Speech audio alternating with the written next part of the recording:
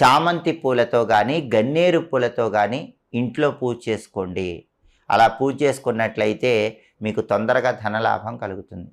అలాగే శనివారం పూట వెంకటేశ్వర స్వామికి పచ్చకర్పూరంతో హారతి ఇవ్వటం ద్వారా కూడా ధనపరంగా మంచి ప్రయోజనాలు సిద్ధింపజేసుకోవచ్చు.